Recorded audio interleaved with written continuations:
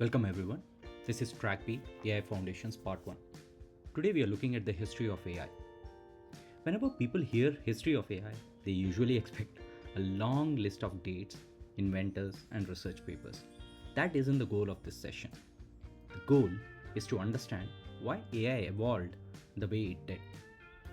Every AI product that we use today, ChatGPT, Claude, Gemini, Copilot, Midjourney, or any autonomous AI agents, is built on ideas that were developed over the last 80 years. Some of these ideas succeeded immediately, others failed, disappeared for decades, and returned when technology finally caught up. As product managers, engineers, or founders, understanding this history gives us and you something much more valuable than trivia. It gives you context. It helps you distinguish between genuine breakthroughs and temporary hype. It helps you recognize patterns before everyone else does. Throughout this session, don't focus on memorizing the dates. Instead, keep asking one question. What problems was the AI community trying to solve, and why did one approach replace the other? By the end of this session, you'll see that the history of AI is really the history of solving increasingly difficult problems with increasingly powerful tools. Yeah, let's begin by understanding what you'll take away from today's session. First, you will be able to narrate the complete evolution of AI from the earliest neural networks or neural models in the 1940s to today's foundational models and AI agents. More importantly, you will understand why each major shift happened. Second, you will study symbolic AI. Before machine learning became dominant, researchers believed intelligence could be created by writing explicit rules. That approach powered AI for almost 3 decades and produced commercially successful systems. Third, we will examine two famous case studies, Mycin and XCon. These systems proved that AI could deliver real business value, but they also exposed challenges around trust, maintenance, scalability, and accountability. Those same challenges exist in the enterprise AI products today. Finally, we will extract the product management lessons from history. We will see why AI winters happen, why hype cycles repeat, and why many successful demos never become successful products. One sentence at the bottom of this slide summarizes the entire session. Write the rules, learn the rules from data, learn everything from everything. Everything we discussed today fits into one of these three stages. Take a moment to think about the timeline. Don't try to read every intent. Instead, notice the bigger picture. Everything that powers modern AI, from recommendation systems to voice assistants to large language models, originated somewhere on this timeline. History often looks like a straight line when viewed in hindsight, but that's not how it felt to the researchers living through it. AI experienced periods of incredible optimism followed by deep disappointment. Entire research areas disappeared before returning decades later. You'll also notice that the timeline naturally divides into three eras. The first era focused on teaching machines by writing rules. The second shifted towards learning patterns from data. Third, which began with transformers, teaching models using enormous amounts of data so that they can transform or perform thousands of tasks instead of just one. As we move through the session, don't think of this as 80 years of disconnected discovery. Think of it as one continuous story where each generation solved the limitations of the one before it. This is the most important slide in the entire presentation because it explains the pattern behind every major AI breakthrough. The first paradigm was write the rules. Researchers believed intelligence could be created by encoding human knowledge into logical rules. If experts knew enough, machines could become intelligent simply by following those rules. Eventually, that approach reached its limits. The real world was simply too complex. You couldn't manually write millions of rules for language, vision, or common sense. That led to the second paradigm: learn the rules from data. Instead of programming intelligence, researchers trained algorithms on examples. Models like support vector machines or SVMs, random forests, and neural networks learned statistical patterns directly from data. This transformed fields like research, fraud detection, recommendation systems, and speech recognition. But these models were still specialists. Every new task required a new dataset and often a new model. That brings us to the third paradigm: learning everything from everything. Foundational models are foundation models. Foundation models learn broad representations from massive datasets and can perform many different tasks using the same underlying model. This is the world of ChatGPT, Claude, Gemini, Llama, and modern AI agents. The most important lesson is that every transition happened for the same reason. The old paradigm reached a wall, and at the same time, compute and data became powerful enough to support a new approach. Neither ideas alone nor hardware alone created AI revolutions. It was always the combination of both. That pattern repeats throughout the history of AI. And once you recognize it, every major breakthrough becomes much easier to understand. Although artificial intelligence officially became a field in 1956, its foundations were laid much earlier. In 1943, Warren McCullough and Walter Pitts published a paper showing that a biological neuron could be represented using mathematical logic. Their model was extremely simple, but it introduced a revolutionary idea that intelligence could emerge from networks of simple computational units. Every modern neural network traces its roots back to that concept. In 1950, Alan Turing published Computing Machinery and Intelligence. Instead of asking whether machines can think, he proposed a practical question. If a machine could converse so well that a human couldn't distinguish it from another person, should we consider that intelligent? This became known as the Turing test. Even today, as we evaluate chatbots and AI assistants, we are still debating the same question. Then, in the summer of 1956, a group of researchers gathered at Dartmouth College. John McCarthy coined the term artificial intelligence, giving the field its identity. Their proposal confidently stated that every aspect of intelligence could eventually be described precisely enough for a machine to simulate it. That statement became both the founding ambition for AI and, as history would show, the source of decades of overconfidence. With AI now established as a field, researchers began building intelligent systems. In 1957, Frank Rosenblatt introduced the perceptron, one of the first learning algorithms. Unlike symbolic systems that followed handwritten rules, the perceptron learned from examples. It generated enormous excitement, with newspapers predicting machines that would soon think, speak, and even reproduce themselves. Looking back, this was AI's very first hype cycle. In 1966, Joseph Weizenbaum created ELIZA, often called the world's first chatbot. Technically, ELIZA was just a pattern matching machine or program with a few hundred rules. Yet users formed emotional connections with it and believed it truly understood them.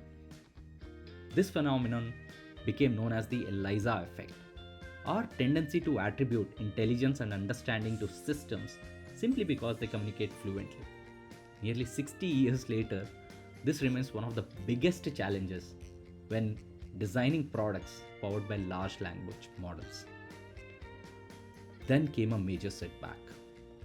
In 1969, Marvin Minsky and Seymour Papert published perceptrons, proving that single layer neural networks could not solve problems like XOR.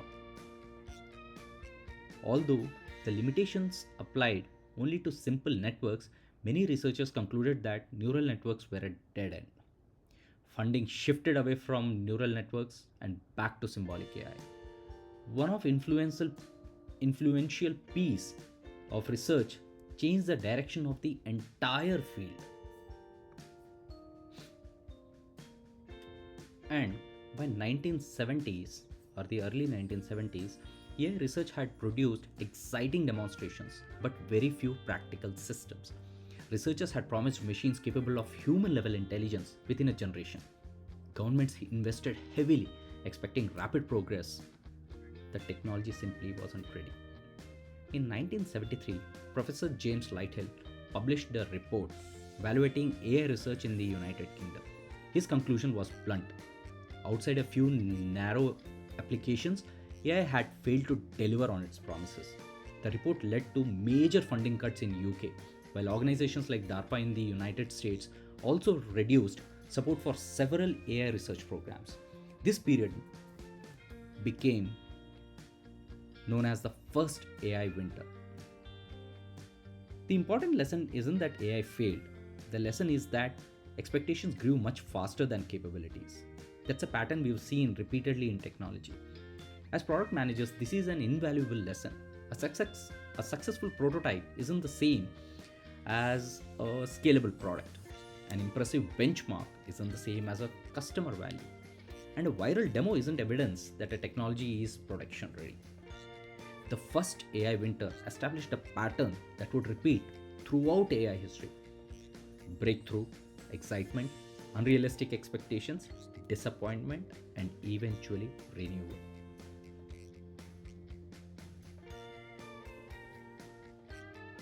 And after the first AI winter, researchers asked a fundamental question. If machines couldn't learn intelligence reliably, perhaps we could simply teach them everything we know. That idea became known as the symbolic AI. The core belief was simple: intelligence is the manipulation of symbols according to logical rules. Think of how an experienced doctor diagnoses a patient. They don't randomly guess, they ask questions, collect facts, eliminate possibilities, and arrive at a conclusion. Early AI researchers believed this reasoning process could be encoded into software. Symbolic AI rested on five key ideas. First, logic. Knowledge was represented as formal statements that could be proved true or false. Second, search. Solving a problem meant exploring different possibilities until the correct solution was found. Interestingly, search never disappeared. Today, AI agents use planning algorithms that are direct descendants of these early search techniques. Third, rules. Experts manually wrote thousands of if then rules describing how decisions should be made. Fourth, knowledge representation. Facts were organized into semantic networks, ontologies, and frames.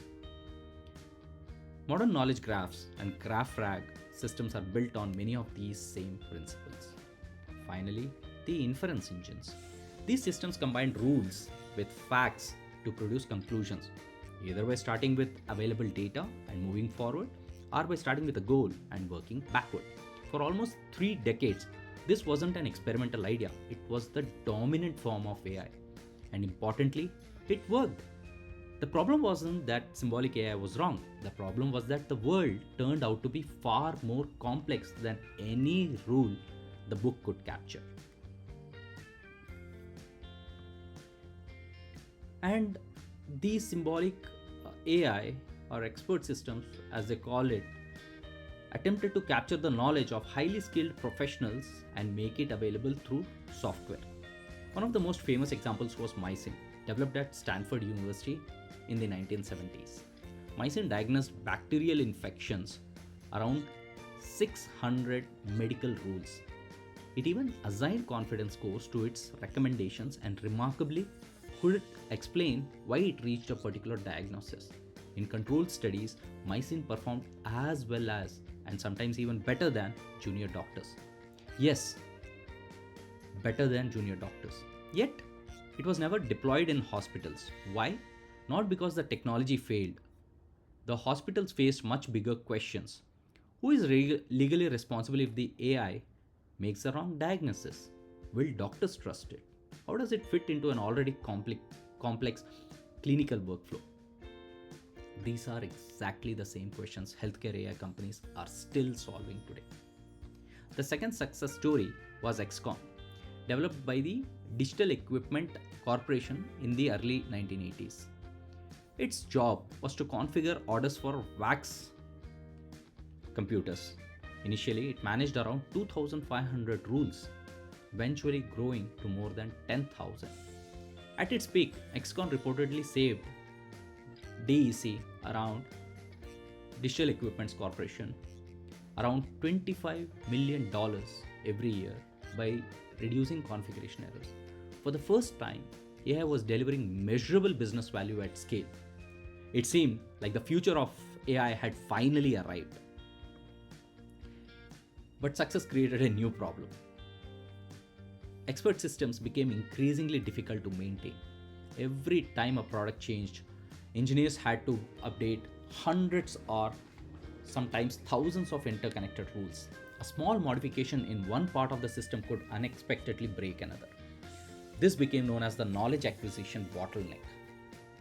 The real challenge wasn't writing software, it was constantly extracting knowledge from human experts and keeping them up to date. As business evolved, the rulebooks became larger, slower, more expensive, and increasingly fragile. By the late 1980s, the economics simply stopped making sense. This specialized hardware, built specifically for symbolic AI, particularly Lisp machines or list programming machines, also lost popularity as inexpensive workstations became more powerful. Companies abandoned the expert systems. Investments slowed down dramatically. The field entered its second AI winter, lasting from roughly 1987 to nearly 1990s. There's an interesting parallel with today's AI products. Many organizations have now hundreds of carefully engineered prompts, workflows, and orchestration logic. As these systems grow, maintaining them becomes increasingly difficult. That raises an important question. Are we repeating history? Is prompt engineering becoming the modern version of maintaining thousands of brittle expert system rules? Is a question That's a question worth keeping in mind as AI products continue to grow in complexity. So the question arises, why did symbolic AI eventually lose its dominance?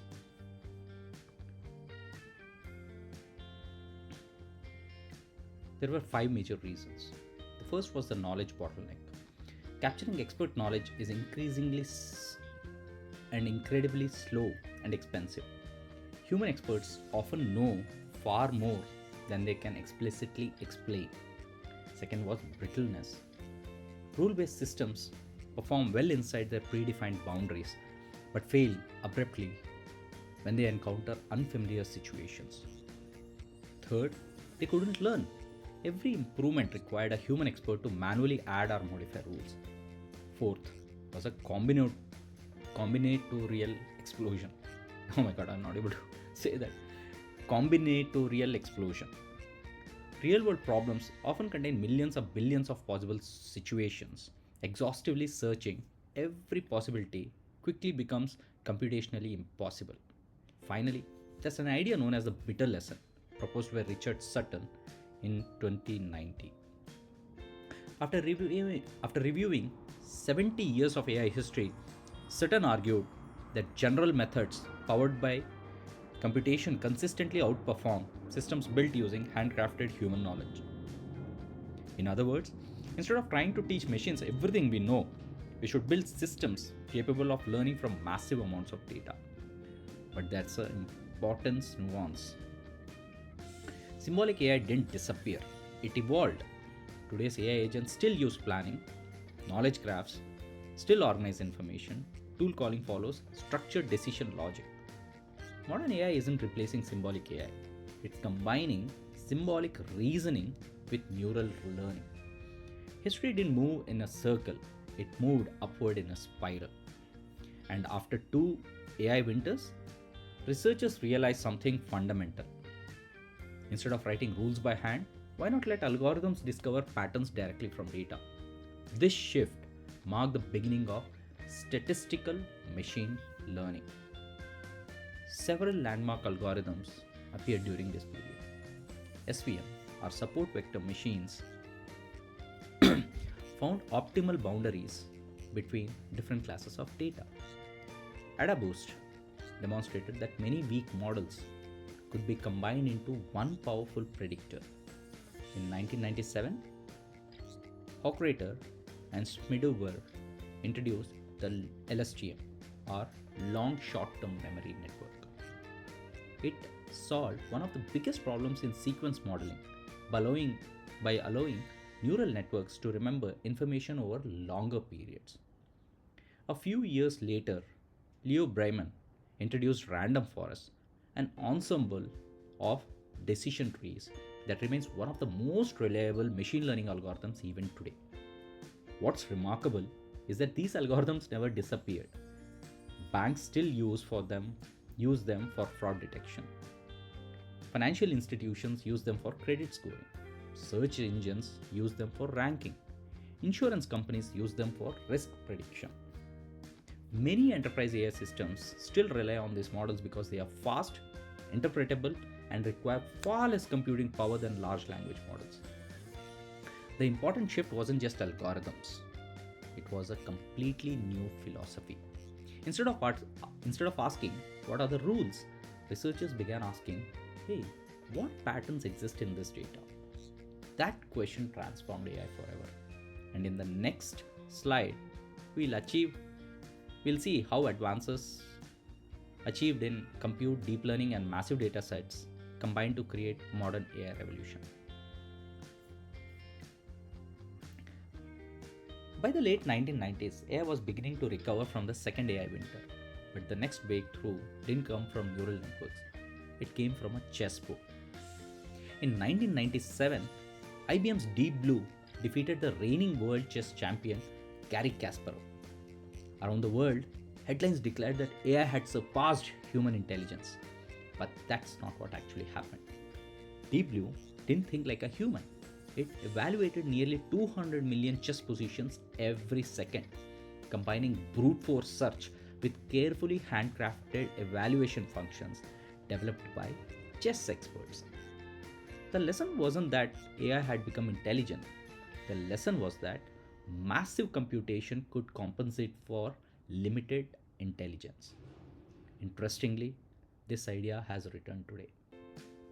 Modern reasoning models spend more computation during inference, exploring multiple reasoning paths before generating an answer. This is often called test time compute. In many ways, today's reasoning models revisit a principle Deep Blue demonstrated nearly 30 years ago. While Deep Blue captured public attention, another breakthrough was quietly happening. In 2006, Geoffrey Hinton and his collaborators introduced Deep Belief Networks, or DBNs. For nearly 2 decades, neural networks had been considered an interesting idea with limited practical value. Hinton showed that deeper neural networks could actually be trained effectively through unsupervised pre-training. This work revived confidence in deep learning and inspired a new generation of researchers. Today, Geoffrey Hinton is often called the godfather of deep learning. His contributions laid much of the foundation for the neural networks that power modern AI systems. Many believe Many people believe AI advanced because researchers invented better algorithms. Algorithms certainly mattered, but there's another story that's equally important, the story of computing hardware. One reason neural networks struggled during the 1980s and 1990s wasn't that they were fundamentally wrong, they were simply too expensive to train. Everything changed in 2007. NVIDIA released CUDA, a software platform that allowed developers to use GPUs, or graphic processing units, for general purpose computation. GPUs were originally designed for rendering video games. Researchers soon realized that the same hardware could perform the massive matrix multiplications or calculations required for deep learning hundreds of times faster than traditional CPUs.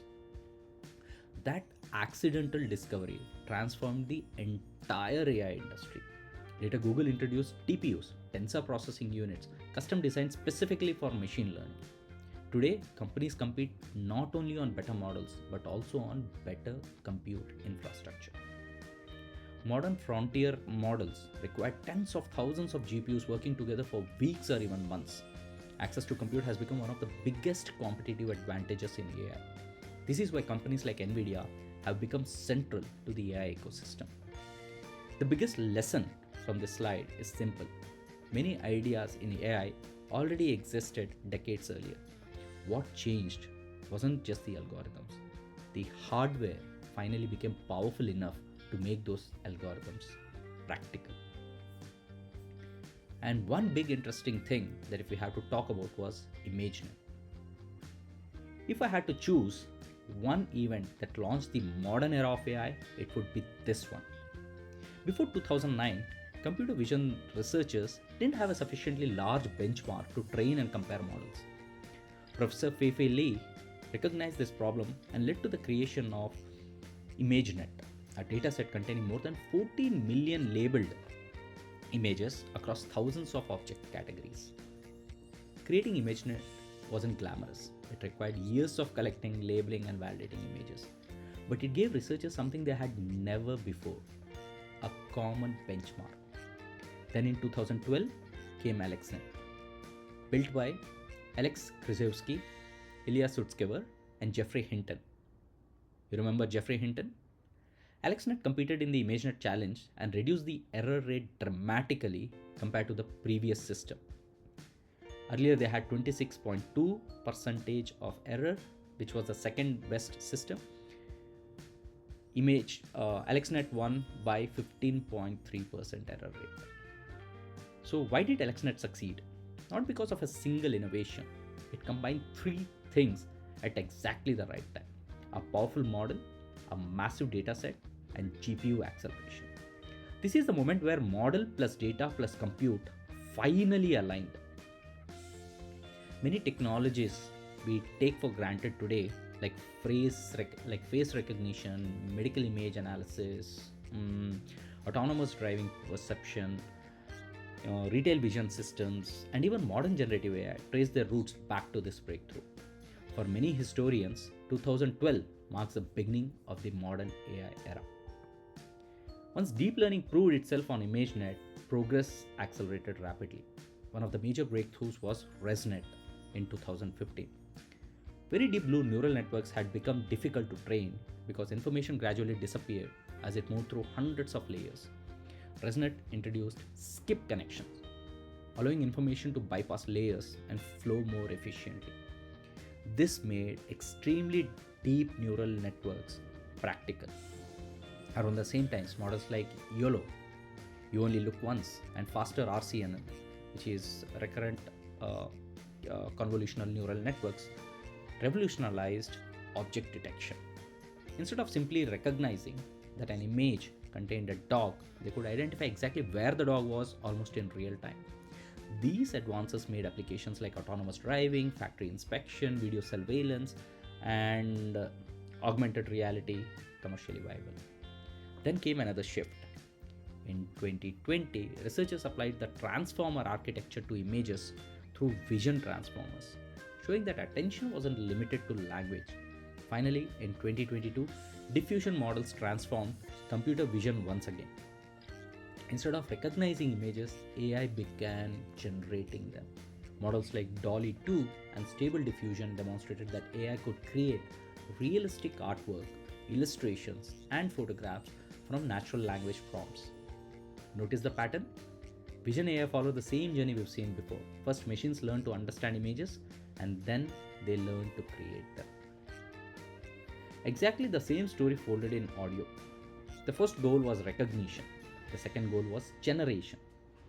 In 2016, DeepMind introduced WaveNet, producing speech that sounded dramatically more natural than their earlier text to speech systems.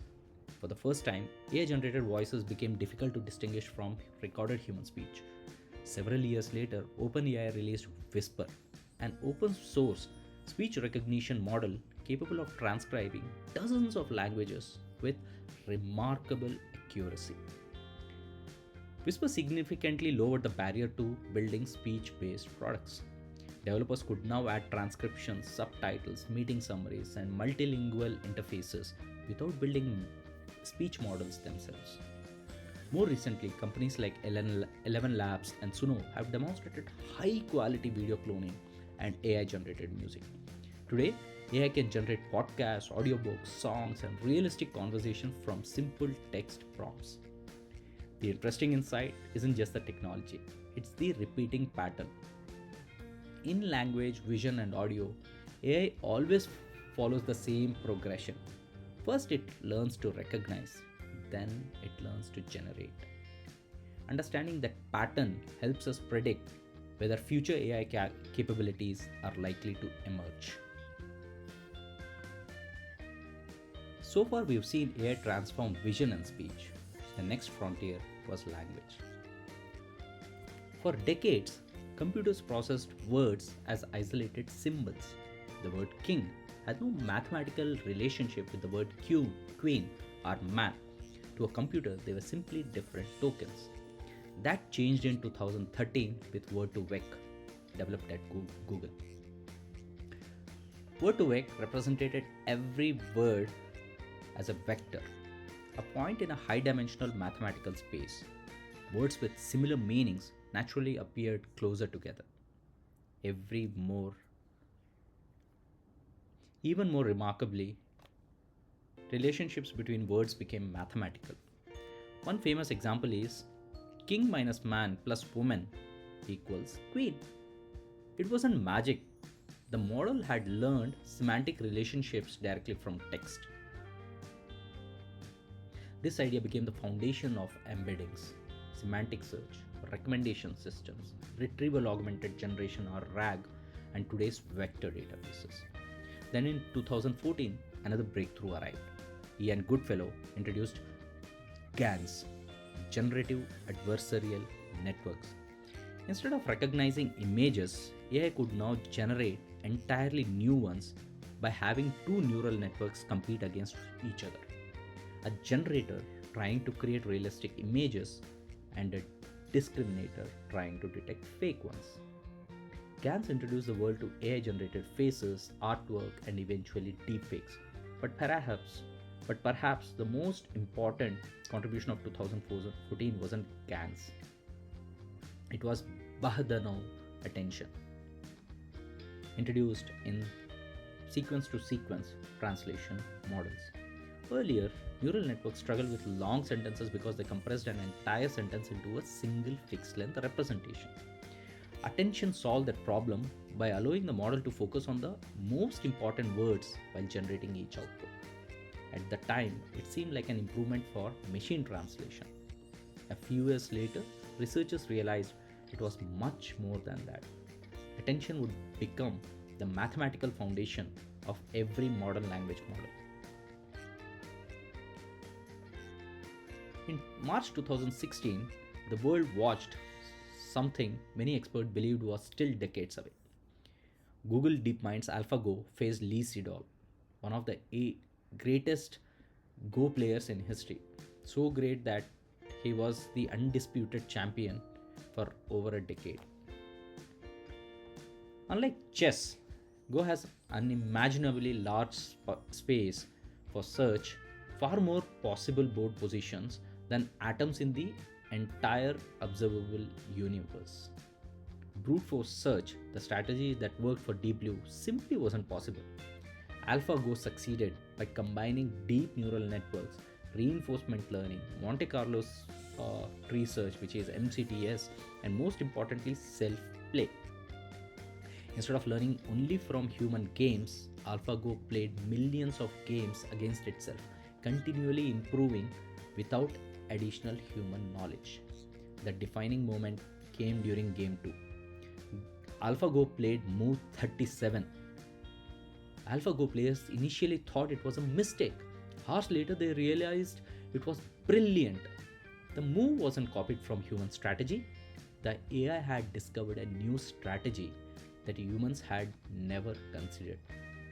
This was a moment or point in AI history. For many researchers, it was the first convincing demonstration or evidence that AI could generate genuinely new knowledge instead of simply imitating humans. AlphaGo also introduced ideas that continue to influence modern AI. Reinforcement learning from human feedback, or RLHF, as we say it, follows the same principle of improving behavior through feedback. Reasoning models also combine neural networks with search during inference. In many ways, AlphaGo became the blueprint for the next generation of intelligent systems. If there is one research paper that changed AI forever, it is this one. In 2017, researchers at Google published a paper titled Attention is All You Need. The title itself was very provocative. Until then, most language models relied on recurrent neural networks like LSTMs or long short term memory networks. They processed text one word at a time. That made training slow and limited how much context the model could remember. The transformer introduced a completely different approach. Instead of processing words sequentially, it used self attention. Every word could directly attend to every other word in the sentence.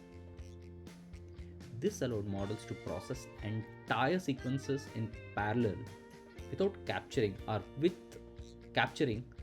much richer relationships between words. Training became dramatically faster, scaling became practical, longer context became possible. Almost every frontier AI model today, ChatGPT, Claude, Gemini, Llama, Mistral, and many others, is based on the transformer architecture or one of its descendants. The following year, two influential models demonstrated how powerful this architecture really was. BERT learned language by predicting missing words, making it exceptionally good at understanding text. GPT-1 generated text one word at a time, demonstrating that pre-training on massive amounts of unlabeled text could create surprisingly capable language models. This established a new paradigm. Instead of building separate AI models for every task, train one large foundation model and adapt it to many different applications. That idea continues to define modern AI. And by 2020, researchers had discovered something unexpected. As, model, as models became larger, training on more data and giving more compute, their capabilities improved remarkably in predictable ways. These observations uh, came to be known as scaling laws. In other words, intelligence wasn't improving randomly; it followed measurable engineering trends. OpenAI demonstrated this with GPT-3, a model containing 175 billion parameters. For the first time, one large language model could perform translation, summarization, question answering, coding, and many other tasks simply by changing the prompt. But GPT-3 remained largely a research system. The real breakthrough happened in late 2022 with ChatGPT. Technically, ChatGPT wasn't even a bigger model. Its biggest innovation was combining GPT with reinforcement learning from human feedback, or RLHF. Human reviewers ranked different responses, teaching the model which answers people found helpful, safe, and conversational. That transformed a powerful language model into an intuitive product that millions of people could use immediately. This is an important product management lesson, guys. Technology alone rarely changes industries. Great products do. The underlying language models already existed. ChatGPT succeeded because it packaged advanced AI into a simple conversational interface that anyone could understand. And with this, we are now entering the era of the newest chapter in AI history. From 2023 onwards, progress has accelerated even further. Models like GPT-4, Claude, Gemini, and open-weight models such as Llama demonstrated that AI could understand text, images, audio, and increasingly video within a single model. Multimodal AI became practical. Then the focus shifted again. Instead of making models larger, researchers asked a different question: can models think longer before answering? This led to reasoning models, including systems like OpenAI's O1 and DeepSeek's R1. Rather than producing the first answer immediately, these models spend additional computation exploring multiple reasoning paths before responding. This idea came to be known as test time computer, and it's one of the fastest moving areas in AI research today. The next evolution is agentic AI. Traditional chatbots answer questions, agents perform tasks. An AI agent can plan, search, use software tools, write code, browse the web, coordinate with other agents, and complete multi step objectives with limited supervision.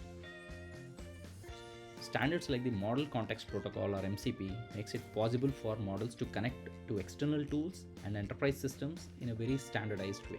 In many ways, agentic AI represents the convergence of everything we've studied today. Neural networks provide intelligence, search provides planning, tools provide action, knowledge graphs provide memory. The future isn't about AI that simply answers questions. It's about AI that can understand goals, make decisions, and execute work on our behalf. And that brings us to the product management perspective. What 80 years of AI history teaches us about building successful AI products. We've now covered more than 80 years of AI history. The obvious question is, hey, what does all of this mean for AI product manager?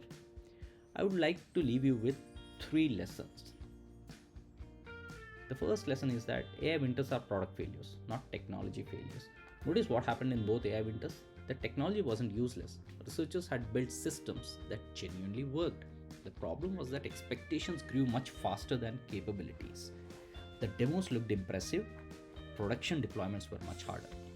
Customers expected magic, the technology delivered narrow intelligence. As product managers, this should sound familiar. Never build your roadmap around the best demo. Build it around what reliably works in production. When a senior executive asks, can AI do this? Your job isn't to simply answer yes or no. Your job is to understand under what conditions it works, how reliable it is, and what happens when it fails. Managing expectations is just as important as shipping features. The second lesson comes from Eliza. Nearly 60 years ago, people trusted a chatbot that simply matched patterns. Today's large language models, or LLMs, are dramatically more capable, but human psychology hasn't changed. Users naturally assume that fluent language means correct reasoning. It doesn't. Confidence is not evidence. As product managers, we must design products that communicate uncertainty. Citations, confidence indicators, human review workflows, and verification mechanisms aren't just UI or UX improvements, they are trust mechanisms. Responsible AI products don't only optimize for intelligence, they optimize for appropriate trust.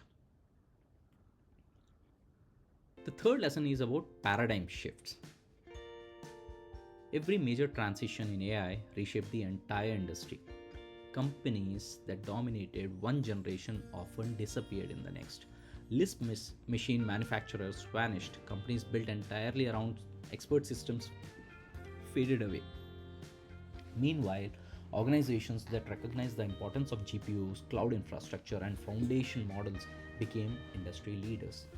Today, we are seeing another platform shift with reasoning models and AI agents. The question every product manager should continuously ask is, what assumptions about today's technology will become obsolete over the next 5 years? History suggests that every dominant platform eventually reaches its limit. Recognizing that transition early creates enormous strategic advantage. Finally, I would like to revisit one idea from earlier in this session. The history of AI isn't a pendulum swinging back and forth. Symbolic reasoning didn't disappear. Machine learning didn't replace everything. Foundation models didn't eliminate planning. Instead, each generation absorbed the strengths of the previous one. Today's AI agents combine neural networks, search algorithms, symbolic planning, external tools, and knowledge graphs into a single system. History doesn't repeat, it accumulates. Let's conclude with our 4 interview questions that every aspiring AI PM should be able to answer confidently. Why did expert systems fail commercially? The answer is that they weren't technological failures. They suffered from the knowledge acquisition bottleneck, brittle rule sets, high maintenance costs, and an inability to learn from new data. A great example was XCOM. It saved millions of dollars, but eventually became too expensive to maintain. Question 2. What caused the AI winters? The answer isn't that AI stopped working, the real cause was an expectation gap. Research demonstrations created unrealistic business expectations. Funding collapsed when reality couldn't match the promises. That's a lesson every product manager should remember while planning AI roadmaps. Question 3. When would or when should we still choose or use rule based systems today? The answer is whenever determinism matters.